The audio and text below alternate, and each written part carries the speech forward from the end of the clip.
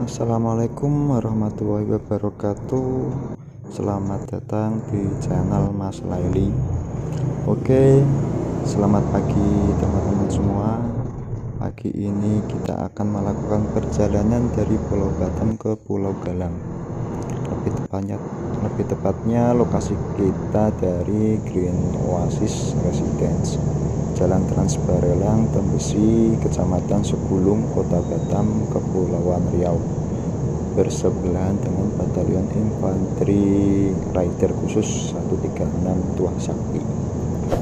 Jembatan Barelang terdiri dari 6 buah jembatan, yaitu jembatan yang pertama bernama Jembatan Tengku Fisabilillah. Jembatan ini merupakan jembatan yang terbesar dan terpanjang. Untuk jembatan yang kedua bernama Jembatan Narasinga. Kemudian jembatan yang ketiga bernama Jembatan Raja Ali Haji. Untuk jembatan yang keempat bernama Jembatan Sultan Zainal Abidin. Untuk jembatan yang kelima bernama Jembatan Tuanku Tambusi. Dan jembatan yang terakhir yaitu jembatan yang keenam bernama Jembatan Raja Kecik. Jembatan Barelang merupakan singkatan dari Batam, Rempang, dan Galang. Adalah nama jembatan yang menghubungkan pulau-pulau, yaitu Pulau Batam, Pulau Tonton, Pulau Nipah, Pulau Setoko, Pulau Rempang, Pulau Galang, dan Pulau Galang Baru. Masyarakat setempat menyebutnya Jembatan Barelang, namun juga ada yang menyebutnya Jembatan Habibie, karena beliau yang memprakarsai pembangunan jembatan itu untuk memfasilitasi pulau tersebut yang dirancang untuk dikembangkan menjadi wilayah industri di Kepulauan Riau. Inilah jembatan pertama yang diberi nama Jembatan Tengku Fisabilillah. Nama jembatan itu sendiri diambil dari salah satu nama pahlawan Indonesia yang bernama Raja Haji Fisabilillah. Beliau lahir di Kota Lama, Ulu Sungai, Riau pada tahun 1725 dan beliau meninggal di Kampung Ketapang, Malaka, Malaysia pada 18 Juni 1784. Beliau adalah salah satu pahlawan nasional Indonesia. Beliau dimakamkan di Pulau Penyengat Indra Sakti, Kota Tanjung Pinang, Provinsi Kepulauan Riau. Raja Haji Fisabilillah merupakan adik dari Sultan Selangor pertama, yaitu Sultan Salehuddin, dan paman Sultan Selangor kedua, yaitu Sultan Ibrahim. Namanya diabadikan sebagai nama Bandar Udara di Tanjung Pinang, yaitu Bandar Udara Internasional Raja Haji Fisabilillah. Nama beliau juga diabadikan di salah satu masjid yang ada di Selangor, Malaysia, yaitu Masjid Raja Haji Fisabilillah. Dan ini adalah jembatan yang kedua. Jembatan ini diberi nama Jembatan Narasinga. Jembatan ini berada di Pulau Tonton. Pulau Tonton itu sendiri merupakan pulau yang terkecil di sepanjang jalur Trans Barelang. Jadi untuk jarak dari Jembatan Tengku Fisabilillah ke Jembatan Narasinga itu untuk jaraknya itu sangat dekat, jadi hanya beberapa ratus meter saja. Setelah melewati Jembatan Narasinga, kita akan menuju ke Jembatan 3, yaitu Jembatan Raja Ali Haji yang berada di Pulau Nipah. Dan saat ini kita berada di Pulau Nipah. Jembatan Raja Ali Haji juga diambil dari nama salah satu pahlawan nasional Indonesia, yaitu Raja Ali Haji. Beliau lahir di Selangor tahun 1808. Beliau meninggal di Pulau Penyengat Kepulauan Riau pada tahun 1873. Namun masih diperdebatkan. Beliau adalah ulama, sejarawan, dan pujangga abad 19 keturunan Bugis dan Melayu.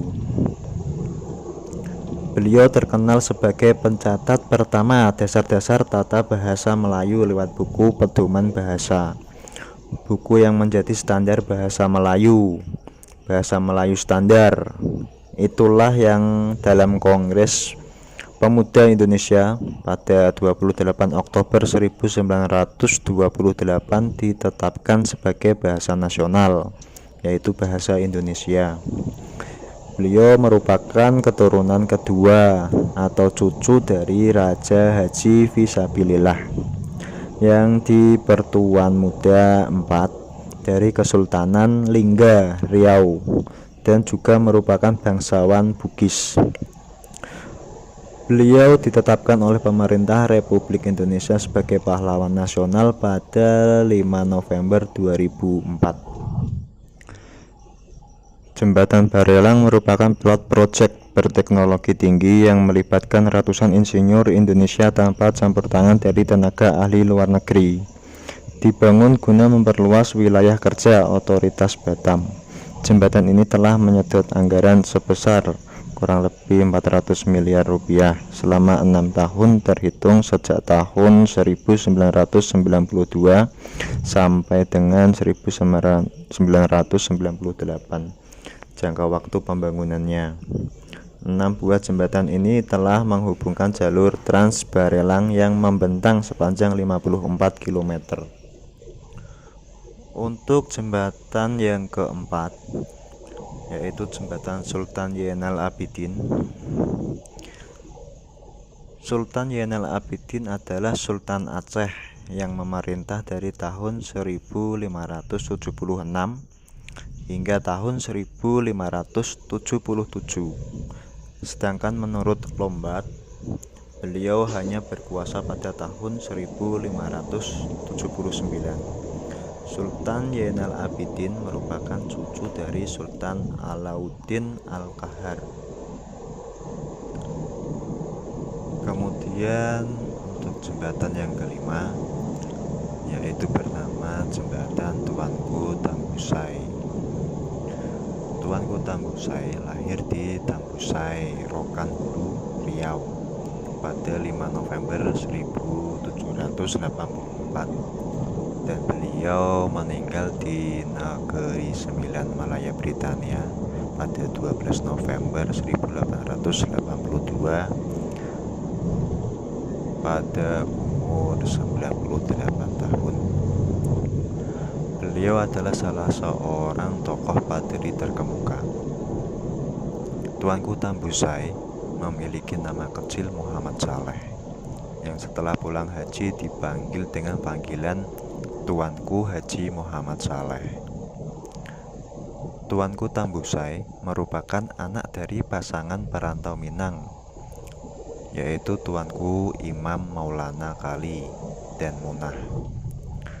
Ayahnya berasal dari Nagari Rambah dan merupakan seorang guru agama Islam. Oleh Raja Tambusai, ayahnya diangkat menjadi imam dan kemudian menikah dengan perempuan setempat. Sedangkan ibunya berasal dari Nagari Tambusai yang bersuku Kandang Kopuh. Untuk memperdalam ilmu agama, Tuanku Tambusai pergi belajar ke Boncol dan Rau di Sumatera Barat.